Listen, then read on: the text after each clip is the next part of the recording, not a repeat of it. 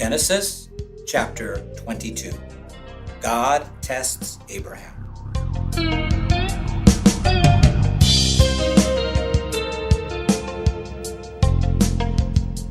It was some years later that God tested Abraham. Abraham, Said a voice. Abraham had heard the voice of God many times, soft as rain, powerful as the storm winds raging across the plain, still and clear beneath the night sky. But this time, the voice was different. The voice came from within, from deep within. It came from a secret place in Abraham's heart, where all his hopes and fears lay, where he treasured his love for his son Isaac. Abraham, The voice was insistent. It had to be obeyed. "Here I am," said Abraham. He had obeyed at the beginning in Haran. He had left everything and journeyed into an unknown land, and he had believed the incredible promise that he would become the father of a great nation. take your son, your only son, Isaac, God said. and go to the land of Moriah. Sacrifice him there to me. Sacrifice his son? Take his beloved son and bind him to an altar and kill him? Terror raged through Abraham's heart. Wild confusion like a hurricane uprooting all he had ever known. At that moment, the whole world seemed to plunge into darkness. The voice was clear, and the command came from God himself. So Abraham obeyed. Very early in the morning, he saddled his donkey and loaded bundles of firewood onto it. He took 2 servants and his son Isaac, and they set out for the land of Moriah. Abraham told his companions he was going to worship God.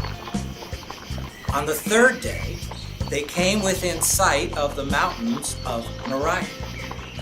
"This is the place," said Abraham. He turned to his servants. "Stay here with the donkey.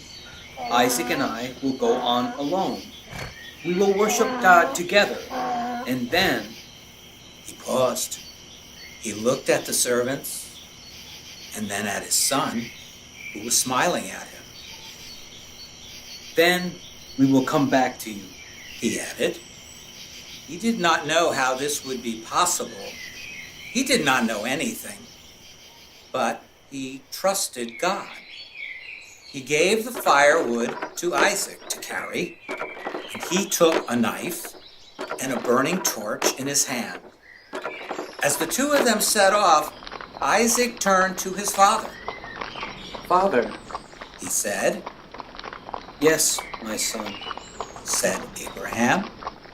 We have the fire and the wood, but where's the lamb for the burnt offering?" "God himself will provide the lamb for the burnt offering, my son," said Abraham. And then he gazed ahead on the mountain in silence as they walked on.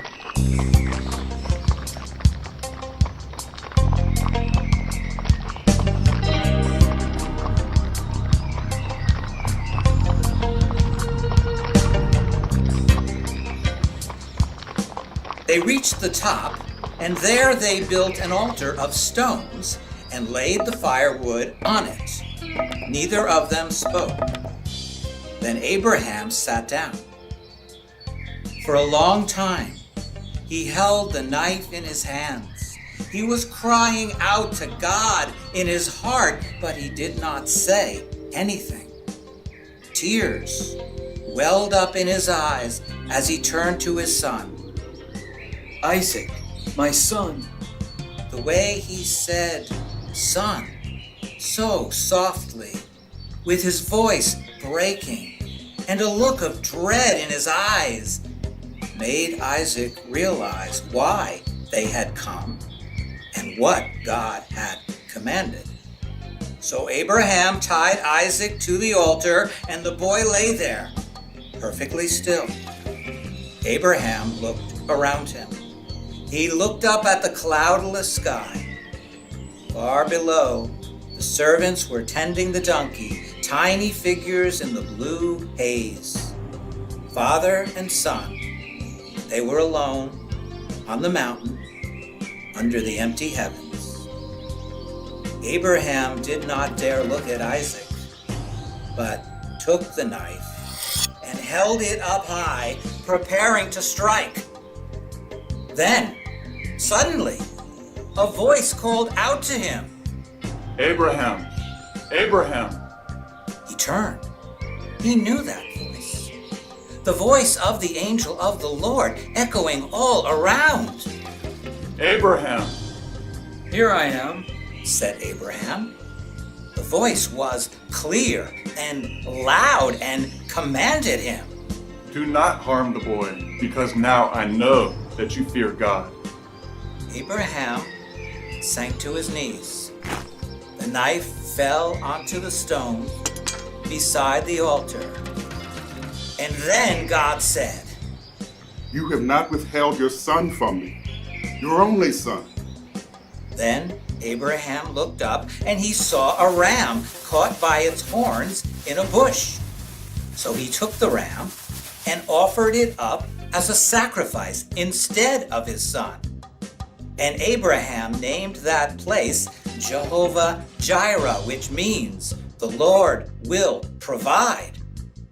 Then the angel of God spoke to Abraham again. This is what the Lord says to you. Because you have not refused to give me your only son, your beloved son, I will shower blessings on you.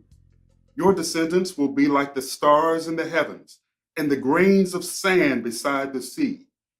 And through them all, the nations of the earth will be blessed because you have obeyed me. And so Abraham and Isaac returned home together.